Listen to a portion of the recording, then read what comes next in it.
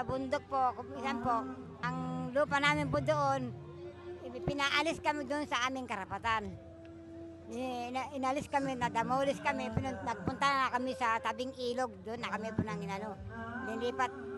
Ngayon po, kaya po ito po, sir, sana po isang magpapasko, sana po ito, sana mayroon pong tumulong sa amin para mapabalik kami po doon sa aming pong baryo, sa dati namin baryo. Gusto namin bumalik doon. Kasi nahihirapan po kami doon sa tabing ilog. Baka kung lalakas pong ilog po, ano po yung mga bata, mga apo ko. Kasi baka kung, halimbawa, gabi, malakas ang ulan. Hindi namin po nasasabi ng ano kami ng malakas ng tubig. Maanod po yung mga bahay namin po doon, mga kubo namin. Saka yung bahay namin po, tumutulog kung umuulan. Kaya sana kung ano po sana magtulong sa amin, bibigyan kami ng yero para mayroon kami para makatulog naman kami ng mahimbing. Kung isang tumutulog po yung bahay, hindi kami makatulog.